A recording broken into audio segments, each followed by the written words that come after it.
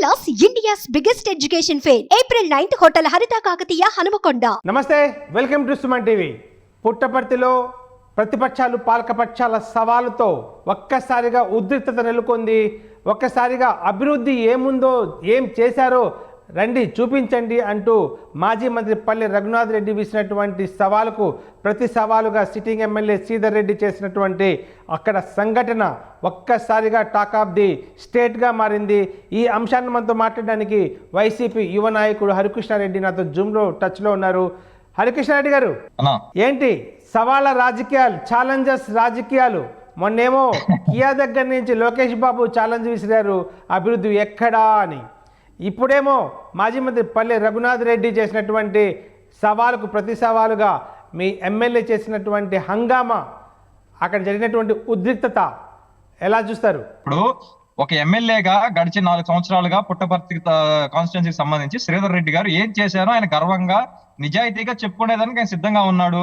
లోకేష్ ఎవరైతే సవాల్ విసిరాడు, ఈ రోజుల్లో ఏమైందంటే నాకు బేసిక్ గా ఛాలెంజ్ అనే పదానికి లోకేష్ అనే వ్యక్తి రాజకీయాల్లోకి వచ్చిన తర్వాత ఆ పదం కొన్న వాల్యూ తీసేసాడని చెప్పి చెప్పుకోవాలా. ఎందుకంటే ఛాలెంజ్ అనేది ఎవరు చేయాలంటే దమ్ము, ధైర్యం, నిజాయితీ, నిబద్ధత కలిగిన వ్యక్తులు ఛాలెంజ్ చేయాలా. ఛాలెంజ్ చేసిన తర్వాత ఎదుటి వ్యక్తి ఛాలెంజ్ స్వీకరిస్తే దానికి ఆ ఛాలెంజ్ కి సిద్ధంగా ముందుకు రావాలా. అలాంటి దమ్ము ధైర్యం లేని వ్యక్తి లోకేష్ ఏం మాట్లాడి ఇదే పుట్టపర్తి కాన్స్టిట్యున్సీకి వచ్చి ఇక్కడ నుంచి ఇసుక బెంగళూరు తరలిపోతుంది, బెంగళూరు నుంచి మద్యం ఎక్కడికి వస్తుందో అంటే ఆన్ ద స్పాట్ లో దాన్ని ఖండిస్తూ పుట్టపర్తి ఎమ్మెల్యే శ్రీధర్ రెడ్డి గారు ప్రెస్ మీట్ పెట్టారు. నువ్వు గన ప్రూవ్ చేయి, నిజంగా ఇదైతే ఇట్లాంటి అక్రమ మద్యం గానీ లేదా ఇసుక అటు వెళ్ళడం కానీ జరిగితే ప్రూవ్ చేయి, ఊరికే నోటుకు వచ్చింది మాట్లాడొద్దు అంటే వెంటనే అక్కడ 4 టైమ్స్ సిట్టింగ్ ఎమ్మెల్యేగా, అదే 4 టైమ్స్ ఎమ్మెల్యేగా చేసిన పల్లె రఘునాథ్ రెడ్డి స్పందించాడు. ఏం స్పందించాడు? పోనీ సమాధానం ఏమైనా చెప్పాడా? 20 సంవత్సరాలుగా అదే 1999 నుంచి 2014 వరకు, అంటే 2019 ఎలక్షన్స్ ముందు వరకు కూడా ఆయన ఎమ్మెల్యేగా ఉన్నాడు. అక్కడ ఏం సాధించాడు అభివృద్ధి? ఈ వీళ్ళిద్దరి మధ్య క్లాష్ వచ్చినప్పుడు డైరెక్ట్ గా సత్యమ్మ గుడిలో ప్రమాణం చేసి ఇద్దరం ప్రెస్ మీట్ కూర్చుందాం అని చెప్పేసి పుట్టపర్తి శ్రీధర్ రెడ్డి గారు వచ్చారు. ప్రమాణం చేసి గుడిలో వెయిట్ చేసి ఆయన డిబేట్ కి వస్తే కాదు, మన దగ్గర సమాధానం లేదు కాబట్టి ఇదే ఎమ్మెల్యే గారి వాహనం మీద దాడి చేశాడు. వాళ్ళ అనుచరులు తీసుకొచ్చి కారు అద్దాలు పగలగొట్టి తొడలు కొట్టి మీసాలు తిప్పాడు. నిజంగా సమాధానం ఉన్న వ్యక్తి అయితే వాళ్ళ దగ్గర అభివృద్ధి చేశామని చెప్పుకోవడానికి వాళ్ళ దగ్గర సమాచారం, డేటా ఉంటే డిబేట్ కి రావాలి కదా. అవే ఆరోపణలు చేస్తున్న పల్లె రఘునాథ్ రెడ్డి కూడా, ఎందుకంటే మా పైన దౌర్జన్యం చేయడానికే వచ్చారు, చర్చించడానికి రాలేదు, మా కారు అద్దాలు పగలగొట్టారు, మా పైన రాళ్ల దాడి చేశారు, చెప్పులు సైతం విసిరారు అని చెప్పి కూడా విమర్శిస్తున్నారు. అన్న, మనం ఏదిస్తే అదే తిరిగి వస్తుందన్న. నిజంగా ఈయన 4 పర్యాయాలు అక్కడ ఎమ్మెల్యేగా చేస్తుంటే, అక్కడ అభివృద్ధి చేస్తుంటే, ప్రజలకు మేలు చేస్తుంటే, ఆ ప్రజలు 2019లో అతను ఎందుకు ఓడించారు? లేదు ఈ రోజు వస్తుంటే స్వాగతించాలి కానీ ఎందుకు చెప్పుల్లో తరిమి కొట్టారు? ఎందుకంటే అతని కుళ్ళు, కుట్ర, కుతంత్రాలు ఏంటి, ఏ విధంగా స్వాహా చేశాడు, ఎంత కమిషన్లు కొట్టాడు. మినిస్టర్ గా ఉండి ఆ కాన్స్టిట్యున్సీ నుంచి ఎమ్మెల్యేగా గెలిచి మినిస్టర్ అయ్యి కూడా ఆ కాన్స్టిట్యున్సీకి వరగబెట్టింది 1% కూడా ఏమీ లేదు. కాబట్టి ఈ రోజు ప్రజలే స్వచ్ఛందంగా అతను తరిమి కొట్టారు, నువ్వు రావద్దు, రావాల్సిన అవసరం లేదు అని చెప్పేసి.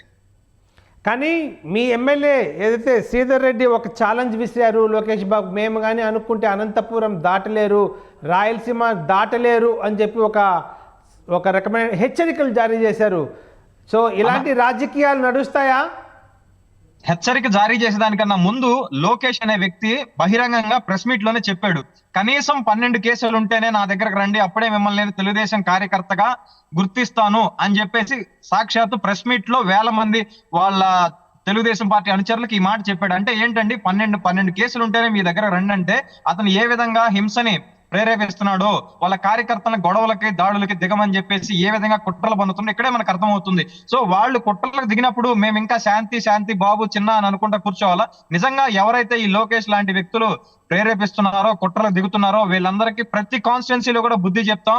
ఏదైతే ఈ రోజు పల్లె రఘునాథ్ రెడ్డికి అక్కడ ప్రజలు చెప్పులతో బుద్ధి చెప్పారో, మళ్ళీ కాన్స్టిట్యున్సీకి వెళ్ళి లోకేష్ గనక ఇలానే రెచ్చగొట్టే వ్యాఖ్యలు గనక చేస్తే అక్కడ ప్రజలు లోకేష్ కూడా ఇదే చెప్పులతో కొట్టి బుద్ధి చెప్తారు, డౌట్ లేదు అందులో. అంటే నియోజకవర్గాల్లో అభివృద్ధి జరగట్లేదని ప్రశ్నిస్తే మీరు భయపెడతారా? అక్కడ నిజంగా జరుగుతుంది అంటే మిమ్మల్ని నిలదీస్తే మీరు అక్కడి నుంచి వాళ్ళని తరిమేస్తారా? ప్రజలతో దాడి చేపిస్తారా? ఇక్కడ ప్రజలు కాదు, కార్యకర్తలు మాత్రమే దాడి చేస్తున్నారు. ప్రజలు ఏ మాత్రము స్వాగతిస్తున్నారు, ప్రజలు మమ్మల్ని ఆహ్వానిస్తున్నారు. కేవలం వైసీపీ కార్యకర్తల ముసుగులో రౌడీలు దౌర్జన్యాలు చేస్తున్నారని చెప్పి విమర్శిస్తున్నారు. నిజంగా ప్రజలు కనుక లోకేష్ అంతగా ఆదరించి ఆహ్వానిస్తే రోజుకి 500 1000 రూపాయలు ఇచ్చి 500 మందిని 1000 మందిని ఆ పాదయాత్రకి లారీలో పెట్టి తోలుకోవాల్సిన అవసరం లేదు. అది ప్రతి ఒక్కరికి తెలిసిందే. ఏ విధంగా చంద్రబాబు నాయుడు ఆ ప్రజలను సమకూర్చడానికి అక్కడ లోకల్ నాయకులను బ్రతినాడుకొని బామాలుకొని, వద్దు లోకేష్ నీ వల్ల కాదు, నీకు చరిష్మా లేదు, నువ్వేం జగన్మోహన్ రెడ్డి కాదు, నువ్వు వెళ్తే ప్రజలు రారు, నిన్ను చీకొడతారు, చేత్కరిస్తారు అనుకుంటే, లేదు నేను పాదయాత్ర చేయాలా, నేను పొడింగి నేను రోడ్డు మీదకి వచ్చాడు. ఇప్పుడు అక్కడ జనాన్ని సమకూర్చలేక చంద్రబాబు నాయుడుకి అక్కడ లోకల్ నేతలకు పాపం తలనొప్పి వస్తుంది. దాన్ని పట్టుకొని మీరు ప్రజలు ఆదరిస్తున్నారని ఎలా చెప్తారన్నా? ప్రజల్ని కలుపుకుంటుంది కేవలం మీరే. ఇక్కడ ప్రజలు మాకు పూర్తిగా మద్దతు ఇస్తున్నారు, ఇక్కడ జరుగుతున్న అన్యాయాలు మాకు వచ్చి చెప్తున్నారు, ఇక్కడ అభివృద్ధి లేదని నోరు కొట్టుకుంటున్నారు కాబట్టి వాళ్ళ తరపున నేను మాట్లాడుతుంటే ఇప్పుడు మాకు ఇలాంటి హెచ్చరికల. అసలు మీ ఎమ్మెల్యే ఎలా అనగలుగుతారు ప్రజాస్వామ్యంలో ఉన్నప్పుడు? మేమనుకుంటే రాయలసీమ దాటలేడు అన్న పదం సాక్షాత్ మీ ఎమ్మెల్యే శ్రీధర్ రెడ్డి అన్న మాట విన్నారా మీరు? అన్నా ఇప్పుడు మనం ప్రతి వాక్యాన్ని భూతత్వంలో పెట్టాల్సిన అవసరం లేదన్నా. ఏ ఉద్దేశంతో అన్నారంటే, ప్రతి కాన్స్టిట్యున్సీకి వెళ్ళి ప్రతి కాన్స్టిట్యున్సీలు కూడా ఇలా రెచ్చగొట్టే విధంగా వ్యాఖ్యలు చేస్తూ మీరు 12 మంది కనీసం ఒక్కొక్కరు 12 కేసులు పెట్టుకుంటే కన్నా నా దగ్గర నేను పరిగణించను అంటే, ఆ వ్యక్తి 12 కేసుల కోసం ఎంత దౌర్జన్యం చేయాలి, ఎన్ని దాడులు చేయాలి, ఎన్ని కుట్రలు చేయాలి? హరికృష్ణారెడ్డి, గతంలో లోకేష్ బాబు ఈ యొక్క మాటలు అనడానికి పరిస్థితులు వేరు, కారణాలు వేరు. వైసీపీ నాయకులపైన కేసులు పెడుతున్నారు, మమ్మల్ని అరెస్ట్ చేస్తున్నారు అని వచ్చినప్పుడు వాళ్ళ కార్యకర్తలు వచ్చి అడిగినప్పుడు చెప్పినప్పుడు ఒక్కొక్కరు 12 కేసులన్నా పెట్టుకోండి, పోరాడండి అని ఒక పిలుపునిచ్చారు. కానీ దౌర్జన్యాలు చేయాలని కాదు. ఆ సందర్భం వేరు, ఆ సందర్భం వేరు. పెడతారు కేసులు అంటే ఇప్పుడు కేవలం దానికి ప్రతీకారంగా మీ ఎమ్మెల్యే ఊరు దాటిస్తాడా ఆయన్ని? మేము ఎక్కడ ప్రతీకారం అనే పదం గానీ జగన్మోహన్ రెడ్డి గారి హయాంలో లేదండి. కేవలం ఇదే విధంగా ఇప్పుడు ఒక తప్పు ప్రతి కాన్స్టిట్యున్సీలో జరుగుతూ ఉంటే లేని ఆరోపణలు అవాస్తవాలు తీసుకొచ్చి చిత్రీకరించి అక్కడున్న స్థానిక ఎమ్మెల్యేని, ఆ ప్రాంతాన్ని అభివృద్ధి జరిగిన దాన్ని కూడా అడ్డుకట్ట వేయాలని ప్రజలకు తెలియకూడదని చెప్పేసి మసిపూసి మారేడికాయ చేయాలన్న ఉద్దేశంతో తప్పుడు ప్రచారాలు చేస్తున్నప్పుడు, వాళ్ళ కార్యకర్తలను దాడులకి ఉసిగొలుపుతున్నప్పుడు అతన్ని కట్టడి చేయాలనే ఉద్దేశంతో ఇదే విధంగా చేస్తే నీ పాదయాత్ర అనంతపురం గానీ రాయలసీమ గానీ దాటదని చెప్పేశారు. కానీ అతను ఏదో చేయాలని అతను ఏం చేయాల్సిన అవసరం ఏందన్నా? అతను 4,000 కిలోమీటర్ల పాదయాత్ర పూర్తి చేయాలని చెప్పేసి మనస్ఫూర్తిగా కోరుకుంటుంది వైఎస్ఆర్ కాంగ్రెస్ పార్టీ. ఎందుకంటే ఆ 4,000 కిలోమీటర్ల పాదయాత్ర పూర్తి చేసేసరికి ఆ టీడీపీకి సమాధి కట్టేస్తాడు లోకేష్. అతను అది పూర్తి చేయాలని తెలుగుదేశం వాళ్ళకన్నా ముందు మేము ఎక్కువ కోరుకుంటున్నాం. ఎందుకంటే ఆ 4,000 కిలోమీటర్లు పూర్తి అయితే తెలుగుదేశం పార్టీకి సమాధి కట్టేస్తాడు. అది మేమెందుకు ఆపాలనుకుంటాం? ఇంకొక మాట కూడా అన్నారు మీ ఎమ్మెల్యే, దాదాపుగా నాలుగు దఫాలుగా ఎమ్మెల్యేగా ఉంటూ ఒకసారి మంత్రిగా పనిచేసినటువంటి పల్లె రఘునాథ్ రెడ్డి, అంటే 2 సార్లు మంత్రిగా చేసిన పల్లె రఘునాథ్ రెడ్డిని తరిమి కొడతాం, తరిమేస్తాం, ఖబర్దార్ అన్నాడు.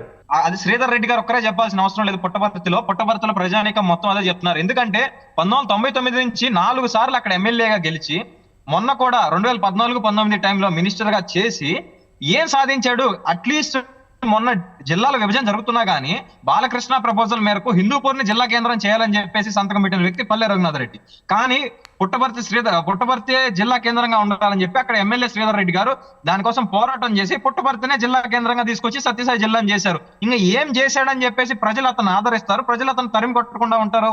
4 దఫాలను ఎమ్మెల్యేగా చేసి నేను చెప్పడానికి ఇది అని నువ్వు ఏం సాధించావు? ఇవి కాక ఐటీ మినిస్టర్ గా ఉండి ఇన్ని కమిషన్లు కొట్టాడు, కాలేజీలు నడుపుతున్నాడని చెప్పేసి లేని విద్యార్థులను కూడా క్రియేట్ చేసి ఎంతమంది స్కాలర్షిప్లు కొట్టేశాడో అక్కడ ప్రతి ఒక్క ప్రజానీకానికి తెలుసు. ఏం సాధించాడు చెప్పమనండి? ఈ 4 సార్లు ఎమ్మెల్యేగా చేసి ఓపెన్ డిబేట్ గా రమ్మనండి, మీ ఛానల్లో కూర్చుందాం రమ్మనండి. శ్రీధర్ రెడ్డి గారు కూడా అవసరం లేదన్నా, డేటాతో నేనే వస్తాను, లోకేష్ వస్తాడు, పల్లె రఘునాథ్ రెడ్డి వస్తాడో రమ్మనండి. మీ ఛానల్లో కూర్చుందాం. కొట్లాట్లో ఏం వద్దంటున్నారు కదా, మాకు అసలు ఇంట్రెస్టే లేదు కొట్లాట్లో, మీ ఛానల్లో డిబేట్ కూర్చుందాం రమ్మనండి. మరి ఓపెన్ ఛాలెంజ్ చేస్తున్నాం మేము. మరి పుట్టపర్తిలో కొత్తగా వచ్చినటువంటి అభివృద్ధి ఏంది అని అడిగితే ఏం చెప్తారు?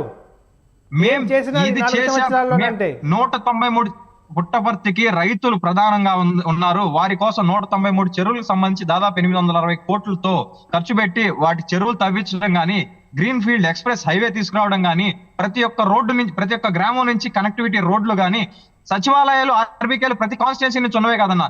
దాదాపు 30,000 పైచీలకు ఇళ్లు 300 కోట్లతో అక్కడ ఆ కాన్స్టిట్యున్సీ సంబంధించి 30,000 ఇళ్లు 300 కోట్ల పైన ఖర్చు పెట్టి ఇవాళ రోజున కన్స్ట్రక్ట్ చేయడం జరుగుతుంది. ఇవన్నీ అభివృద్ధి కాదా? ఇవన్నీ వీళ్ళకి కనపడలేదా అన్న? ఓపెన్ చేయాలని చెప్తున్నాం కదా. ఎగ్జాక్ట్ ఫిగర్స్, జీవో నెంబర్, ఖర్చు పెట్టి మేము పూర్తి చేసిన పనులే చూపిస్తాం. వీరు 20 సంవత్సరాలు ఏం చేశారో చూపించమనండి, చెప్పమనండి, చాలు. ఓపెన్ ఛాలెంజ్ మళ్ళీ. బట్ లోకేష్ వచ్చినా సరే యావత్ రాష్ట్రం అంతా చూసింది ఈ రోజు పుట్టపర్తిలో సంఘటన. ఒకవైపు రాళ్ల వర్షం, మరోవైపు చెప్పులతో దాడి, వాహనాల ధ్వంసం. పల్లె రఘునాథరెడ్డి దాదాపుగా 65 సంవత్సరాల పైబడినటువంటి వ్యక్తి, సుదీర్ఘ రాజకీయాలు ఉన్న వ్యక్తి, ఆ యొక్క బిల్డింగ్ నుంచి కింద దిగడానికి ఎన్ని అవస్థలు పడ్డాడో చూశారు. సో ఇలాంటివి చేస్తే మీ వైసీపీకి కాలం కలిసి వస్తుందా? 65 సంవత్సరాల వ్యక్తి బిల్డింగ్ నుంచి దిగడానికి ఇబ్బంది పెడితే కారు బ్యానెట్ మీదకి ఎక్కి మీసాలు ఎలా తిప్పారో, తొడలు ఎలా కొట్టారన్నా అప్పుడు వయసు గుర్తు రాలేదా అన్నా? చర్యకు ప్రతి చర్య ఉంటది. మీరు అన్నట్టు నిజంగా 65 ఏళ్ల పైబడిన వ్యక్తి, 20 సంవత్సరాల పాటు ఎమ్మెల్యే చేసిన వ్యక్తి ఎంత హుందాగా వ్యవహరించాలి. మీరు కూడా 25-30 సంవత్సరాలు 25-30 సంవత్సరాలు యువకుడితో పోటీ పడతానంటే అది ఆవేశంతో ఎలా కుదురుతుంది? ఇవాళ రోజున నేను అడిగింది ఏంటంటే, ఇలాంటి రాజకీయాలు చేస్తే ప్రజల్లో మీరు పలచబడిపోరా? కాలంలో మీరు పోటీని ఎలా నిలదొక్కోగలుగుతారు? అక్కడ సమాధానం చెప్తుంది ప్రజలే అన్నా, కార్యకర్తలు కాదు. నార్మల్ ప్రజలే సమాధానం చెప్తున్నారు. మాకు అభివృద్ధి చేసే నాయకుడు కావాలా, నీలాగా దోపిడీ దుర్మార్గాలు చేసే వ్యక్తి, అవినీతి చేసే వ్యక్తి, మా ప్రాంతాన్ని 20 ఏళ్లుగా పరిపాలించి ఏమీ చేయని వ్యక్తి మాకు వద్దు అని చెప్పేసి అక్కడున్న లోకల్ ప్రజానికమే తరిమి కొట్టారు. కార్యకర్తలు ఎవరు లేరు అక్కడ. కార్యకర్తలు మొత్తం ఎమ్మెల్యే గారితో పాటు గుళ్ళో ఉన్నారు. సో ఓవరాల్ గా ఏదైతే కన్నా పుట్టపర్తిలో జరిగిన సంఘటన, ఇరు పార్టీలు కూడా వారికి అనుకూలంగానే మాట్లాడుకుంటున్నాయి. బట్ అక్కడైతే కన్నా స్థానికంగా జరిగినటువంటి సంఘటన రాష్ట్ర వ్యాప్తంగా ప్రజలు కూడా చూశారు. బట్ కాలంలో వైసీపీ దానికి ఎలాంటి సమాధానం చెప్తుంది, అలాగే టీడీపీ కూడా ఎలా వాదించుకుంటుంది, ఎలాంటి రాజకీయాలు చేయబోతారో వేచి చూద్దాం. ఇది హరికృష్ణారెడ్డితో interview. Thank you Harikrishna Reddy. Thank you, నమస్తే.